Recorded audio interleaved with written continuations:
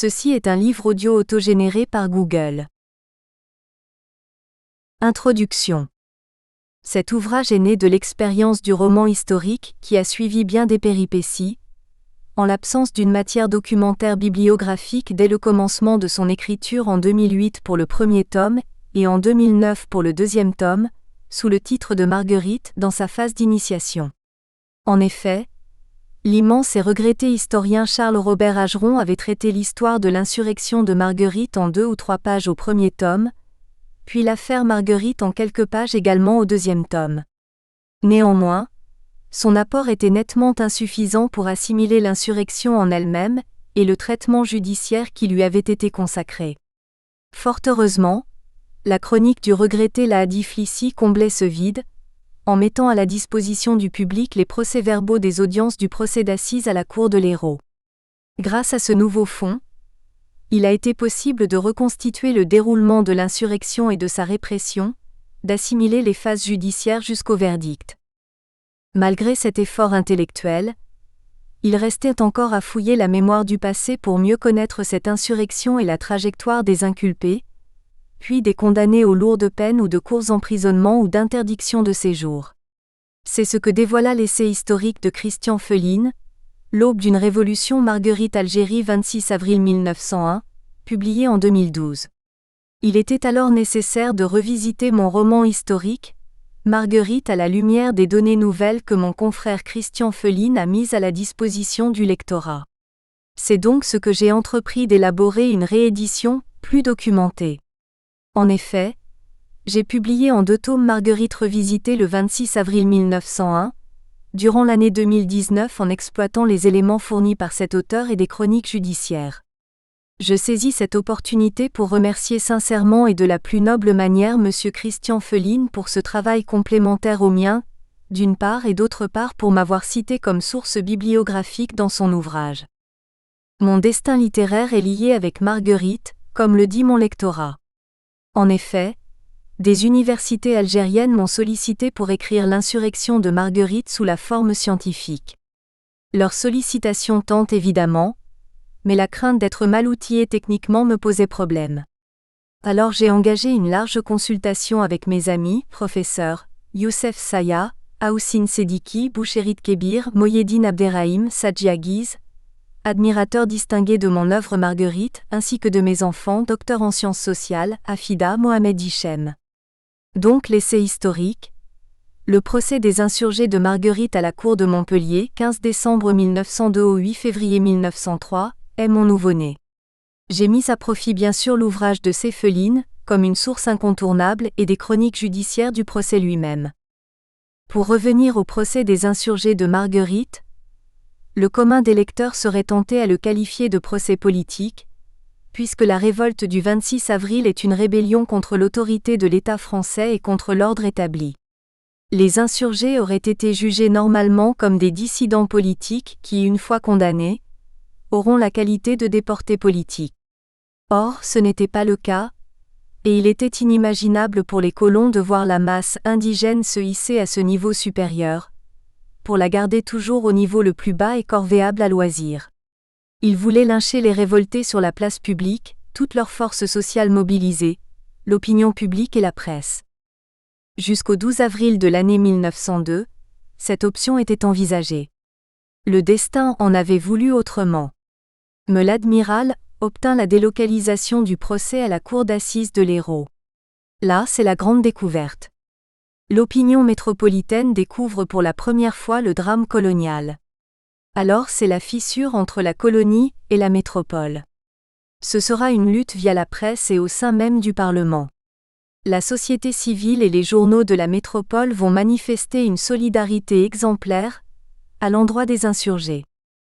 Le procès est de nature coloniale, mais il se déroule en métropole.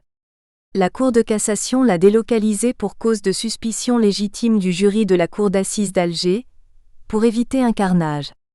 Car pour le parti colonial et le gouvernement général, les 107 accusés étaient coupables et méritaient tous la peine de mort. Tout au long de cet essai, le lecteur découvre la dualité qui a toujours prévalu entre la colonie et la métropole, la première jugeant toujours le peuple dominé en dehors du droit, sous un régime d'exception, la seconde souhaitant parvenir à une entente entre les deux communautés et privilégiant la légalité et l'assimilation. Ahmed Ben Chérif. Chapitre 1 – L'insurrection. À exposer des faits.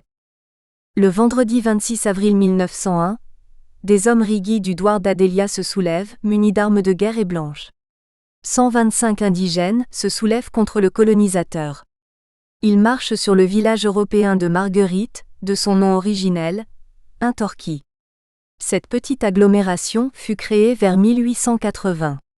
Elle est située à 9 km de Meliana, une vieille cité antique et riche terroir qui avait justifié l'implantation coloniale précoce. Sur leur chemin, ils passent par la maison forestière où un accident meurtrier se produit. Cette tribu était accablée d'impôts, de corvées, d'amendes forestières et de diverses humiliations. Elle était précocement frappée de dépossessions agricoles, dès l'année 1863.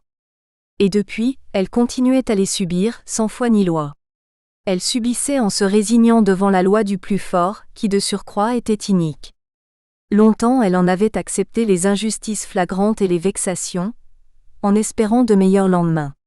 Ce n'est que tardivement qu'elle s'était plainte, quand elle fut en fait saignée à blanc. Définition de ce mouvement armé. En son temps, plusieurs définitions sont données à ce mouvement armé, aussi bien par la presse que par les services du gouvernement général, ainsi que l'archevêché d'Alger. Il faut noter qu'il est de faible ampleur, puisqu'il est localisé à un petit village de 300 habitants au plus, et que son impact immédiat reste relativement modeste. De ce fait, il est promptement réprimé dès la première intervention militaire. Or, les autorités coloniales et la presse étaient confrontées par le passé à des actions militaires puissantes et de longues périodes. Elles ne comprennent pas cette révolte de quelques heures, et peinent à la définir systématiquement. Elles accusent directement les colons d'être des fauteurs de troubles et de désordre à Alger, et occultent le tempérament insurrectionnel de l'indigène quand il le faut. L'archevêque d'Alger, Monseigneur Houry, le gouverneur général, Jonard, le préfet Luto le justifièrent comme étant les résultats naturels de l'anarchie. Les concepts utilisés et vulgarisés sont la révolution, l'échauffourée, la petite révolte, la grosse révolte, l'insurrection. Révolution. L'adjoint spécial Genoudet fait la déposition suivante au procès dans sa 20e journée. Vers midi, Désiré Guay vint placidement me dire « Il y a une révolution ». À son tour, M. Monteil, administrateur adjoint, fit lui aussi la déposition suivante quand il était aux mains des insurgés et s'apprêtait à prononcer la profession de foi de l'islam. Le caïd Quider se présenta à moi et me dit « C'est la révolution ». Cet élu communal ne paraît ni étonné, ni bouleversé. Il était loin de se douter que c'était une révolution indigène. Car la révolution est du seul registre des colons. En effet, les Français d'Algérie avaient fait leur propre révolution en 1898 contre les excès et les abus du pouvoir du gouvernement de Paris. Leur mouvement était dirigé contre les Juifs qu'ils jugeaient déloyaux dans la concurrence économique, et surtout contre la France elle-même dont ils trouvaient la tutelle trop ferme et étouffante. Le parti colonial demandait une forme de fédéralisme avec la métropole. Il obtint finalement en décembre 1900 l'autonomie financière qui s'exerçait par le biais des délégations financières, une forme de parlement qui établit le budget et fixe les taxes et les impôts. La révolution des colons menée par Max Régis avait longtemps défrayé la chronique, et elle était encore très vive dans les mémoires aussi bien des colons que celles des indigènes. Elle avait longtemps défrayé la chronique presque toute l'année 1898, et laissait encore des conséquences de violence jusqu'au mois d'avril et de mai 1901, particulièrement illustrées par des désordres qui avaient particulièrement déconcerté le préfet Luto. En effet, les jeunesses anti-juives avaient provoqué des bagarres dans le café-bar Tantonville et mis à sac la maison du peuple. Pour revenir à l'action armée des Rigas, force est de constater que ce n'est pas une révolution qui a pour objectif de renverser le régime, au moyen d'une stratégie pour y aboutir. Deux critères indispensables lui font cruellement défaut, la discipline et le chef. Ces deux éléments sont constitutifs pour répondre au caractère guerrier et à la projection dans le temps. Or, ils sont imperceptibles tout le long de l'opération militaire. Sans risque d'erreur, nous pouvons avancer le terme anarchique qui est manifeste pendant le siège du village par les révoltés. L'échauffourée. Les journaux et des particuliers emploient le terme « échauffourée ». Celle-ci est vraiment très réductrice et ne reflète aucunement la réalité. C'est ainsi qu'elle fut qualifiée par le journal Le Matin, qui avait interviewé un ex-commandant-chef de bureau arabe. Or cette forme n'est pas a priori contestataire sur le plan philosophique. C'est surtout une grande bagarre aux mains nues ou au gourdin de plusieurs personnes, à la fin d'une manifestation publique politique, sportive ou culturelle. Le plus souvent, les individus viennent aux mains, occasionnellement avec des gourdins, des projectiles quelconques. C'est une violence impromptue et de courte durée, qui finit aussi naïvement qu'elle avait commencé. Rarement, elle désigne un affrontement entre soldats de courte durée. Ce cas d'espèce n'est pas dans le langage courant. Insurrection ou révolte. L'insurrection ou révolte requiert un minimum d'organisation dans le déploiement des insurgés ou révoltés, la logistique, les moyens. Les objectifs doivent être préalablement connus. Pour lui garantir la solidité et donc la survie à brève ou longue échéance, elle doit se dérouler selon un schéma de discipline observé, sans coup férir. Celle-ci était totalement absente, disons inconnue. Comme on va à la guerre, il faut un chef, assisté d'adjoints. Il incarne l'unité de l'action, préserve le commandement de tous actes, dommages collatéraux ou dérapages. Le chef de l'insurrection. Yacoub, chef de l'insurrection, n'avait pratiquement donné aucune directive sur la manière de mener les opérations.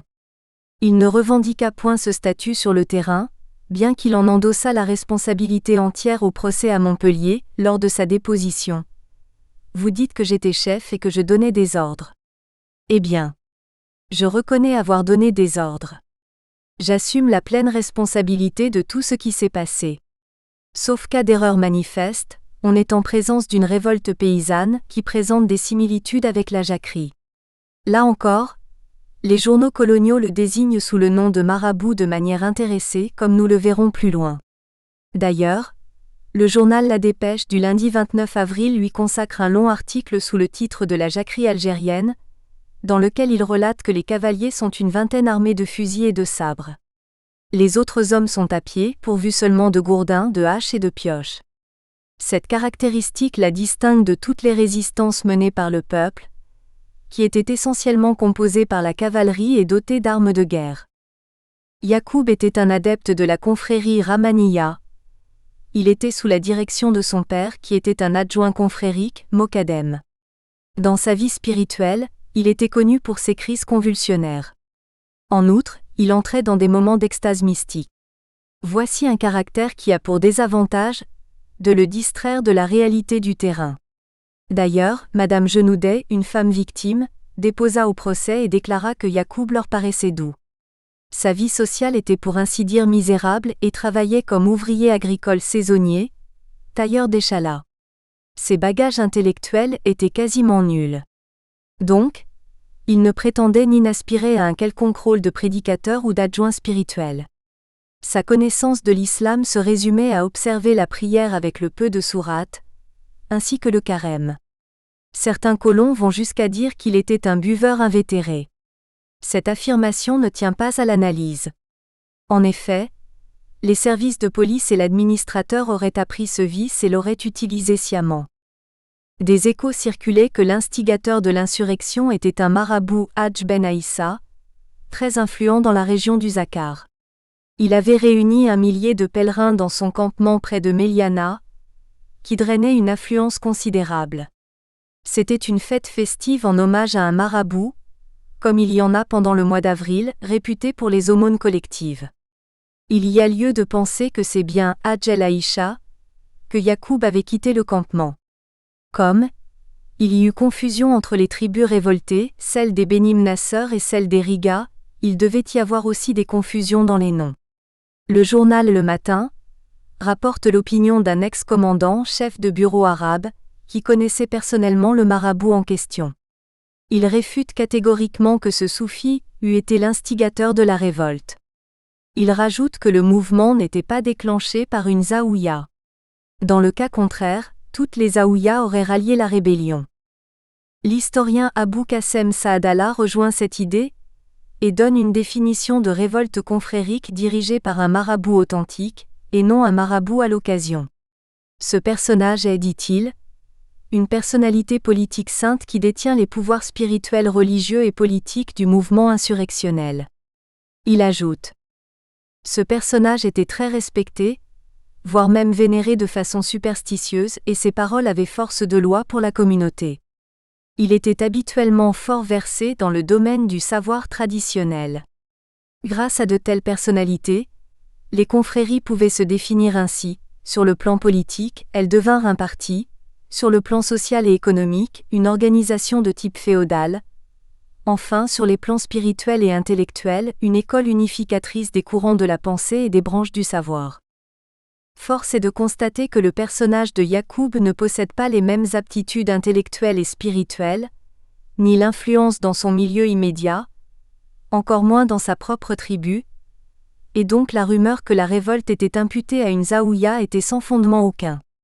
Sur ce registre, nous avons des chefs confréries qui avaient dirigé les insurrections, tels que l'émir Abdelkader, Boumaza el-Haddad, Bouamama et autres. B. Les causes de l'insurrection. Dépossession. La tribu des Riga vit dans un milieu montagneux et forestier hostile. La nature les avait piètrement servis. En effet, ils partagent leur habitat vital presque avec des bêtes fauves. Ce sont au total 3200 âmes qui s'accrochaient difficilement à l'existence que rien n'adoucissait. Absence d'école laïque ou coranique. Quelques versets du Coran étaient appris de mémoire auditive. La colonisation a fragilisé dangereusement leur équilibre économique et leur a rendu la vie impossible. Il fallait implanter le colon et lui attribuer la terre. La première dépossession eut lieu en 1868, suivant le Senatus consulte du 22 avril 1863, lequel avait pour tâche disloquer la tribu et l'ériger en un ou plusieurs douars. Cet axe de la philosophie de l'empereur Napoléon visait à la fragiliser pour éviter le retour des insurrections puissantes et durables. Le général Lyotet, qui avait combattu longuement Bouamama au sud-Oranais dans le territoire militaire d'Incefra, avait dit: une tribu est un régiment né. Répartir les terres selon leur nature. Constituer la propriété privée. Cette mesure n'a pas été réalisée sauf exception. Outre ces services, elle disposait également d'un service forestier puissant et redoutable. Il incarnait la terreur des populations. Les 3 conservateurs départementaux d'Alger, d'Oran et de Constantine avaient des prérogatives exorbitantes et leurs décisions étaient irrévocables. Ils agissaient presque au-dessus des lois. Même le gouverneur général n'avait pas le pouvoir de réformer leurs arrêtés. Dès son application, les Rigi furent dépossédés de 1463 hectares.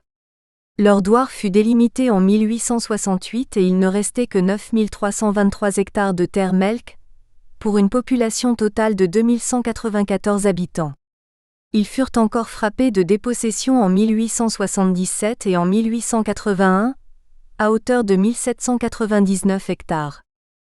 Cependant, le Senatus consulte de 1863 avait montré ses limites pour spolier de plus en plus de terres. Il a été suspendu en 1870, mais il n'avait pas subi de mesures d'abrogation. C'est ainsi que fut adoptée et promulguée la loi Varnier du 26 juillet 1873, qui allait pallier au blocage de la colonisation par acquisition des terres à moindre coût et un semblant de légalité. Elle allait dans le sens de la première législation foncière agricole et la complétait. En somme, c'était la francisation des terres musulmanes et de la constitution de la propriété privée, qui concernait le morcellement de la propriété collective. C'était quasiment la disparition du régime de l'indivision. Cette terrible procédure de licitation ou vente forcée d'une terre collective par centaines de quote-parts amorçait le dangereux processus de paupérisation des tribus, et de là leur fragilisation et donc leur ôter toute velléité insurrectionnelle. Les Riga n'allaient pas échapper à cette loi monstre, qui marquait infailliblement le début de la colonisation à outrance partout en Algérie, ou du moins en Algérie du Nord. Elle constituait le fruit direct du régime civil, en remplacement du régime militaire, géré par les bureaux arabes. Une superficie de 3329 hectares leur fut encore dépossédée via cette vente par licitation. En l'an 1900, la tribu composée de 3206 habitants ne possédait plus que 4066 hectares, soit 8 hectares par famille de 4 enfants et sous-louait aux Européens une propriété de 1,383 hectares de terres broussailleuses, située sur les flancs du Zaccar dont 960 étaient cultivés. Le reste, soit 483 hectares, servait à entretenir les troupeaux, soit 1122 bovins, 1537 moutons, 3891 chèvres. C'est par ce dernier élément de capital que l'on découvre les conséquences désastreuses de la colonisation, sous l'empire de la loi Varnier. En effet, la tribu possédait en 1868 2002 bovins, soit 2 fois plus environ, 10 934 moutons, soit 9 fois plus environ, 3891 chèvres, soit une moins-value approximative de 900 têtes pour une population de 2194 âmes. À titre indicatif, nous donnons les valeurs des ventes par licitation à M. Genoudet, adjoint spécial, soit représentant élu des Européens. Les seules licitations dues au sieur Genoudet portèrent en 1880 sur 116 hectares payés à 1650, dont 1630 de frais d'enregistrement et autres taxes. Celles de 1882 touchèrent 1,011 hectares qui se rapportèrent aux 366 copropriétaires que 875 francs après paiement de frais de 21 209 francs. Au total, les ventes par licitation portèrent sur 1,450 hectares. La vente par licitation constitue un vol caractérisé, un viol des droits et coutumes universels. C'est une agression morale qui marque la victime à vie, et nourrit de jour en jour un fort ressentiment. Elle est prévue dans le Code civil du 24 mars 1804, lequel a évolué au fil du temps et des nécessités politiques ou économiques. Dans le cadre de la colonisation en Algérie, il oblige les indivisaires à vendre leur part. Cependant l'article 815 du Code civil modifié prédispose. L'article 815 du Code civil dispose « Nul ne peut être contraint à demeurer dans l'indivision et le partage peut toujours être provoqué, à moins qu'il n'y ait été sursis par jugement ou convention. » Le partage met donc fin à l'indivision. Ainsi dans les affaires commerciales en France, il est prévu la toute liberté d'opposer une fin de non-recevoir à toute vente par licitation. Le demandeur est souvent un créancier de l'un ou l'autre indivisaire. Ce cas de figure n'existait pas dans l'Algérie coloniale. Abus. Les abus sont pratiquement liés à la police forestière, ce qui est tout à fait logique. En effet, la tribu ne vit pas dans une cité où le rapport social est convivial et même policé. Elle est typiquement rurale, et ses gourbies sont disséminées dans leur territoire. Ce qui fait dire à l'administrateur Marel de la commune mixte que les sanctions disciplinaires étaient relativement faibles, soit 325 en 10 ans. Elles relevaient du droit commun et constituaient des délits, vols, rixes ou autres. Ce témoignage nous apprend les bonnes mœurs dont le douar s'évertuait, ce qui met à nu les fausses accusations de pillage pendant la révolte. En revanche, il se fait bonne conscience et nous apprend aussi que les procès-verbaux forestiers étaient très nombreux, soit 132 en 1899 et 219 en 1900, du fait que sur les 15 000 hectares du douar 4 912 de terres domaniales relevaient du régime forestier. Idem. Ressentiment. Les hommes de la tribu des Rigas souffrent au plus profond de leurs âmes des humiliations, des vexations de la part des colons de Marguerite qui se comportent en vrais bourreaux, insatiables et incorrigibles. Ils les traitent de sales arabes, leur donnent des coups de pied pour une quelconque futilité. Leurs victimes ne réagissent pas, mais elles accumulent dans leur fort intérieur le sentiment de vengeance et de haine du français. Le journal Le Temps publia 2 lettres, celle d'un indigène désireux de rester dans l'anonymat et celle de M. Rivali, représentant aux délégations financières de la 5e circonscription. La première lettre. S'ils portent plainte, ils sont présumés coupables avant d'arriver à l'administrateur. Cette tribu a été toujours très calme. Ces hommes et ces femmes travaillent du matin au soir. Depuis quelque temps, ils sont violentés et humiliés par les Espagnols et les Italiens. Ils ont pris les roumis, français coupables et ont pris les armes. Elles n'envisagent même pas de porter plainte auprès de l'administrateur, car elles sont, au préalable, qualifiées de coupables. Ce coreligionnaire semble bien informé et surtout, il connaît bien la tribu. Même dans son anonymat, nous pouvons brosser de lui une esquisse de portrait. Sa lettre est écrite en français, et donc, il est instruit et occupe un emploi public qui l'avait motivé à garder le secret de son identité.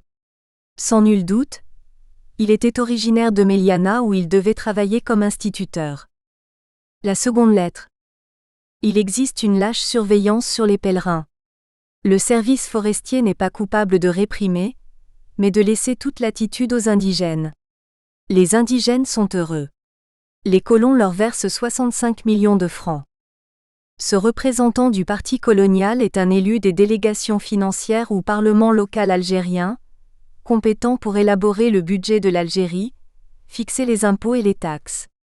Cette institution a été créée par la loi du 5 décembre 1900. Elle était un acquis de la révolution du parti colonial, sous la direction de Max Régis en 1898. Donc il s'exprime et pense avec une haine féroce. Son opinion a été analysée par le même journal. À 1000 francs de salaire par ouvrier, on a seulement 65 000 familles pour une population de 4 millions d'âmes. Donc c'est la misère et même à 1000 francs c'est aussi la misère. Le rédacteur du journal continue d'apporter des vérités sur les mesures de dépossession draconiennes, et il donne le chiffre ahurissant de 1 400 000 hectares attribués aux colons en seulement 30 ans. Alors que durant les 40 années passées, 400 000 avaient été expropriés. Il dresse un véritable réquisitoire, très puissant et objectif, contre la politique coloniale indigène. Ainsi ce sinistre avertissement de Marguerite n'a pas fait faire le retour des colons sur eux-mêmes. Pour maintenir la paix en Algérie, nous avons deux ressorts, la crainte et l'intérêt. La crainte dépend de la métropole qui pour la répandre entretient 60 000 hommes et dépense 100 millions par an. Si l'on traitait l'indigène avec égard, on améliorait son agriculture et son industrie. Le jour où la France serait occupée sur les frontières, les villages comme Marguerite à minorité de colons feront la guerre. Pétition. La commission Jules Ferry-Jonard. La tribu se sentait injustement spoliée et accablée d'impôts, prélevés au titre de la lezma et de la zakat, dont le produit allait vers le centre européen pour la construction de routes, l'ouverture de pistes, la construction de classes, d'infirmeries. Entre cette population et l'administration, il existait un mur quasiment infranchissable. La première rebutait à signifier des pétitions, à la limite de la phobie ou tout au moins de la crainte. La seconde n'était pas du tout disposée à les écouter et à les traiter. C'était là l'indice du choc de deux civilisations antagonistes, dès les premières années de la conquête. Le hasard voulut cependant que la commission Jules Ferry-Jonard eût à entendre les plaintes des Dérigas, au sujet de la surpression fiscale sur le bétail. Ces deux parlementaires avaient mené une enquête officielle le 7 mai 1892 en Algérie, où ils avaient parcouru 4000 kilomètres, et avaient entendu d'autres Algériens musulmans dont les revendications se résumaient ainsi. Allègement fiscal. L'enseignement de la langue arabe dans les écoles. Représentation aux assemblées élues. Revendications sans consensus. Modification du jury au profit des indigènes. Réinvestir les cadis des pouvoirs qui leur avaient été retirés. Les cahiers de cette commission sénatoriale restèrent dans les tiroirs de l'hémicycle. Il en était de même des dépositions à la commission à Paris en 1912 du docteur Ben Larbi et de Mamed Ben Rahal, lesquels avaient réclamé une représentation parlementaire pour les indigènes, réforme de la justice, adoucissement du code de l'indigénat, extension de l'instruction. Le lettré bilingue Mamed Ben Rahal, un disciple de l'islam moderne, qui participait au congrès de la pensée islamique à Paris, fit une déclaration légitime et nettement très avancée pour son temps, notamment pour l'esprit des colons qui ne voulaient guère l'émancipation de l'indigène. Lorsque vous voudrez faire quelque chose de sérieux, ne perdez point ceci de vue, que vous n'obtiendrez jamais rien de l'indigène que par l'indigène. Nous voulons un sénateur et un député indigènes, nommés par les indigènes. Cette citation est d'actualité, hélas quasiment méconnue. Puisque dans les racines de l'histoire, le pouvoir devait nécessairement impliquer l'individu pour réaliser un quelconque contrat social. Enquête successive. Cette enquête, menée en 1898, avait ciblé 27 tribus du Moyen Chélif, dont celle d'Ériga, laquelle s'était plainte toujours de leur accablement par l'impôt sur le bétail et les amendes sur les bêtes de somme égarées qui se hasardaient sur les propriétés des colons. Puis, celle de 1899 qui avait touché 2 arrondissements proches de Meliana et enfin en 1900, où les Rigas s'étaient plaints nommément de l'adjoint spécial Genoudet. Toutes ces pétitions n'avaient pas suscité d'indulgence, ni un semblant d'équité par les autorités coloniales. La justice était totalement absente pour le colonisé, qui était placé au regard du droit entre le sujet et le citoyen. Comme si cela n'eût pas suffi, le Conseil général d'Alger avait demandé en avril 1900 l'agrandissement du centre de Marguerite et l'attribution de nouvelles terres aux colons. Cela n'était pas spécifique à la tribu des Rigas. C'était la véritable politique coloniale de la France exercée contre tout le peuple qu'elle était venue civiliser, comme elle le prétendait haut et fort. Or elle faisait tout le contraire. C'était là une discrimination flagrante, une volonté délibérée pour paupériser les populations dominées. Et ce n'était pas un hasard, si l'Algérie traversait un cycle insurrectionnel un peu partout à travers le territoire qui ne laissait guère de répit aux colons qui se sentaient constamment menacés. Il ne restait plus à la tribu des Rigas, ou certains de ses membres, qu'à prendre les armes et tenter une action armée hasardeuse, aux conséquences imprévisibles et au succès très aléatoire. C'est l'action armée. Toute contestation violente nécessite au préalable un minimum de planification et une organisation pour atteindre l'objectif qu'elle a tracé au départ, ainsi que les moyens. Il faut également une maturité aux révoltés, une endurance à toute épreuve, le sacrifice jusqu'au bout des peines, un tempérament aguerri et une certaine expérience de la vie pour évaluer telle ou telle autre question rencontrée sur le terrain, afin d'éviter les débordements qui se produisent pendant ces opérations militaires. Les préparatifs.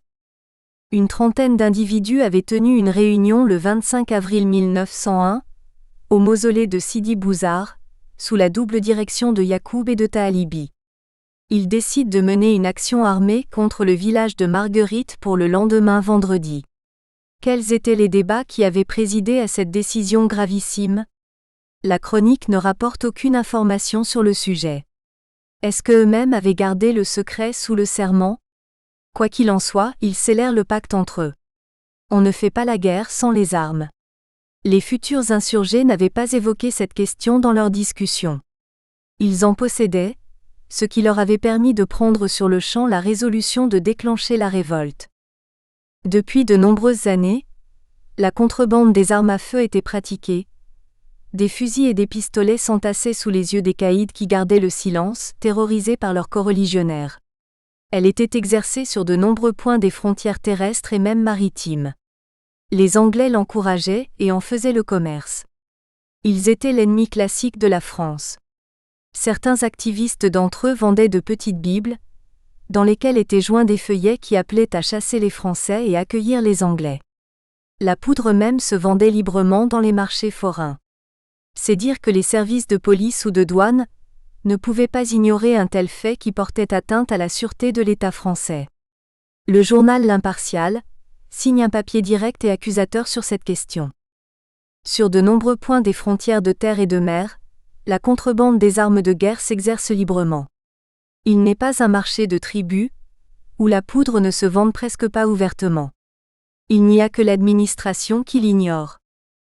Donc, les futurs insurgés ne s'étaient pas confrontés à ce problème sur le moment pour décider des hostilités. Ils devaient passer à l'action avec les moyens dont ils disposaient. Est-ce que les 30 hommes pouvaient suffire à réaliser une révolte d'envergure ? Ou tout au moins inscrite un peu dans le temps ?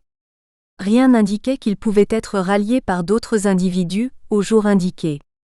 La maison forestière. Le vendredi matin 26 avril, Yacoub et son lieutenant Taalibi quittent le campement du marabout à Djaïcha. Cependant, ils avaient gardé le silence sur leur entrevue avec le marabout de Meliana. Il est certain que le marabout n'avait pas béni leur projet. En marchant dans la forêt, ils sont rejoints par d'autres hommes et parviennent vers le coup de 8 heures du matin à la maison forestière dont ils font le siège. Ils avaient entendu parler le caïd, qu'ils réclamèrent vigoureusement. Le garde champêtre sort, le fusil à la main.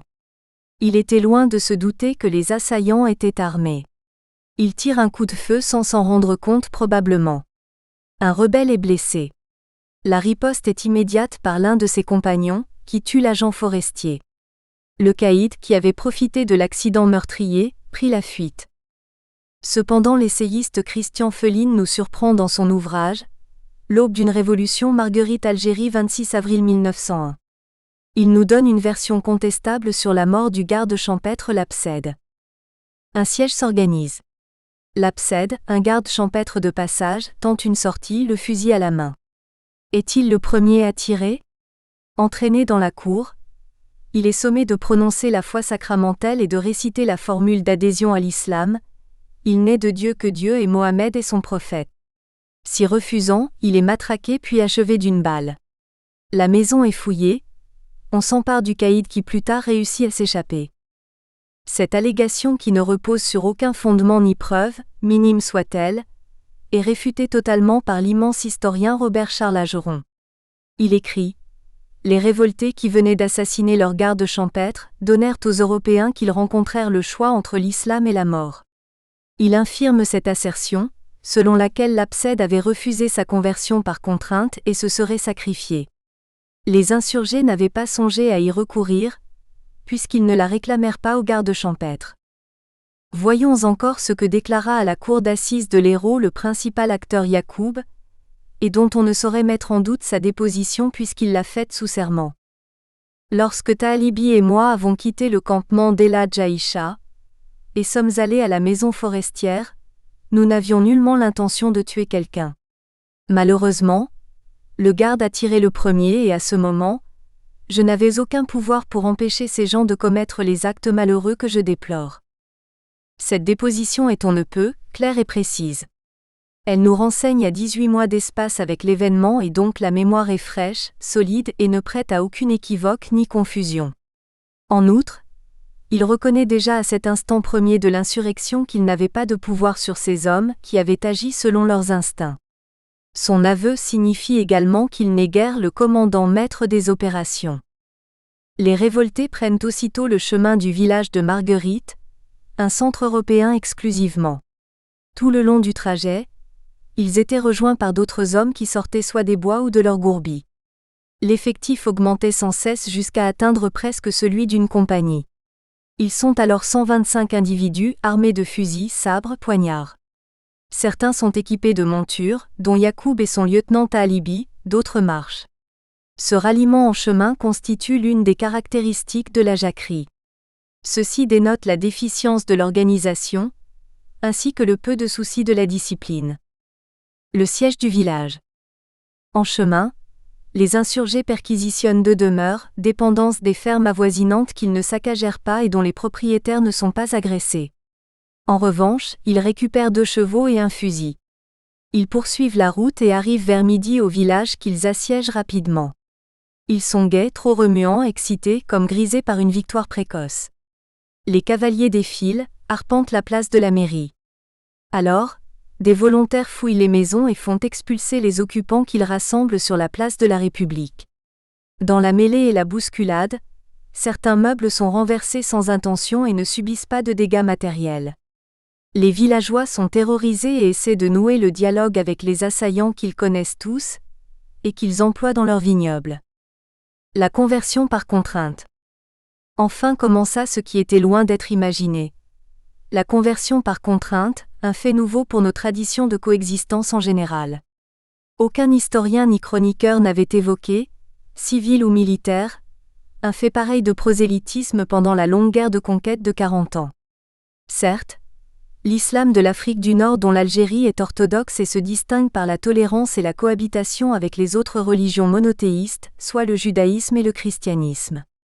Force est de croire que cela était dû à la politique d'analphabétisme prônée par le parti colonial et exécutée par le gouvernement général qui lui était inféodé.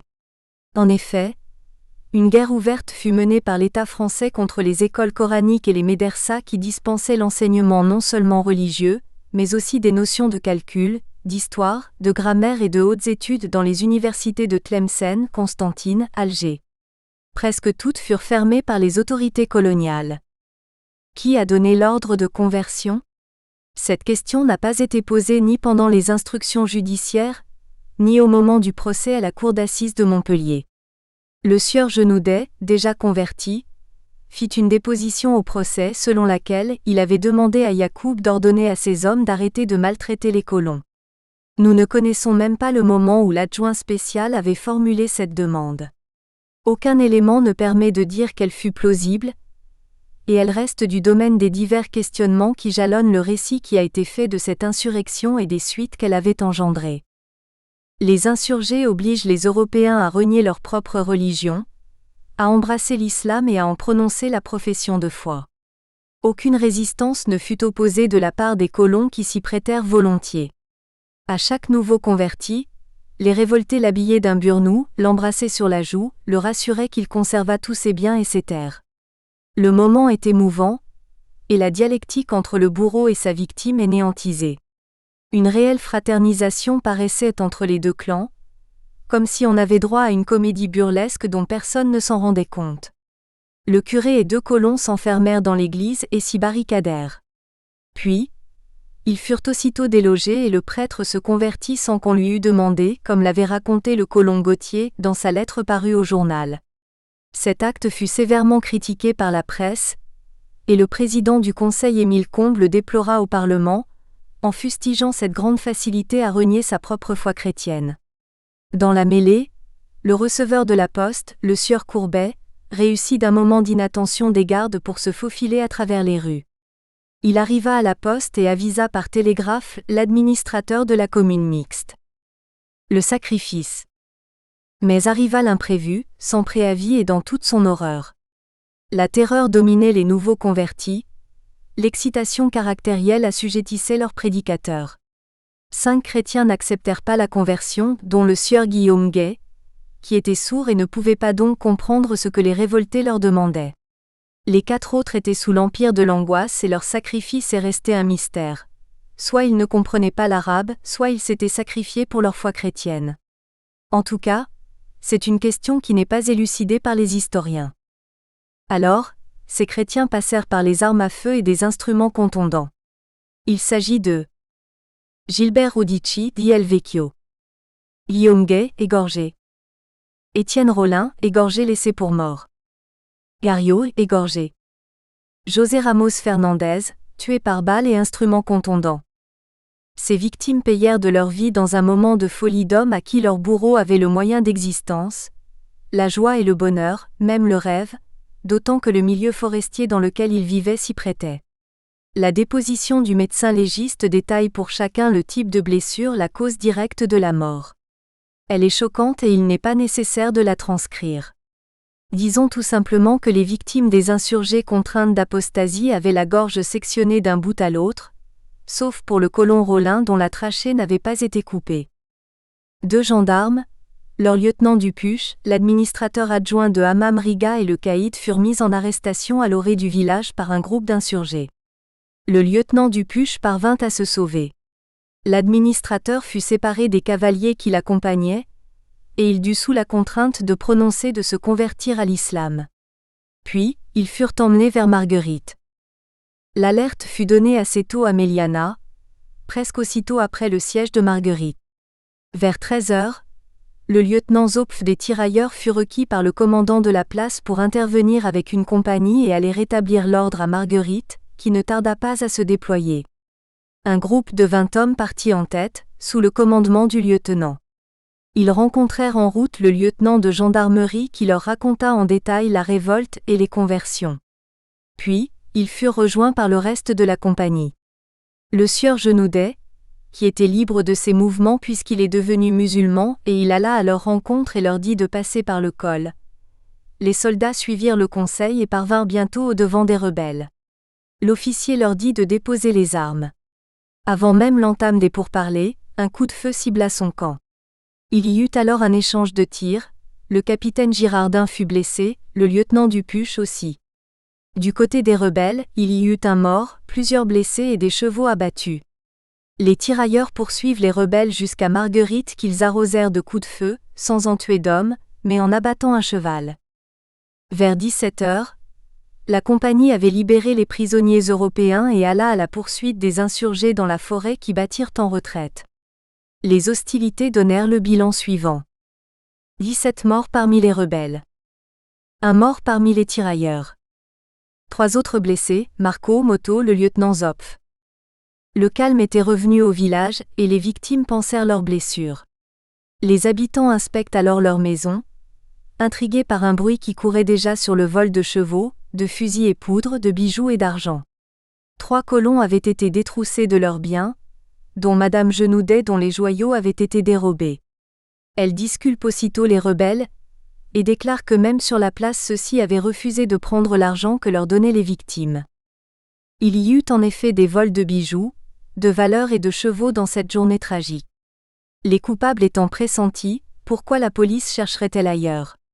Les Européens accusent infailliblement les rebelles, qui n'avaient en fait pris que les fusils et de la poudre. Pour le reste, l'enquête devait nécessairement être dirigée du côté des colons.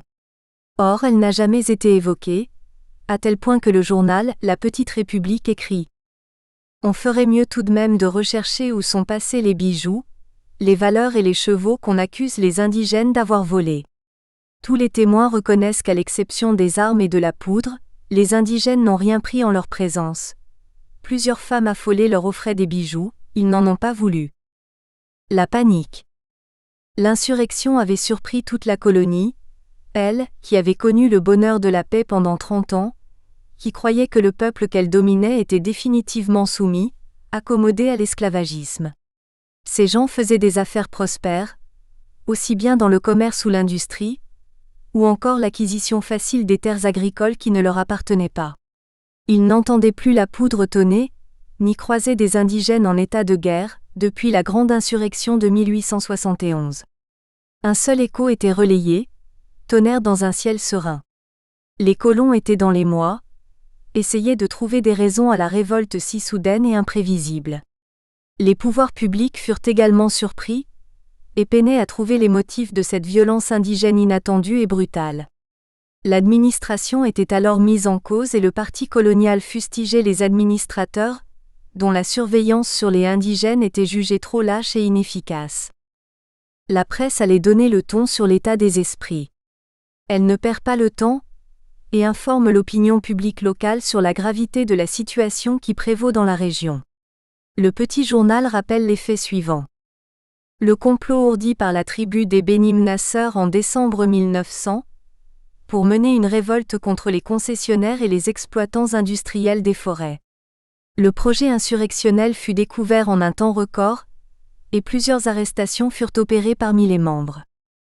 L'affluence des pèlerins au campement du marabout Eladj Ben Aïcha inquiète au plus haut point. Ce grand rassemblement comptait 1 millier de visiteurs.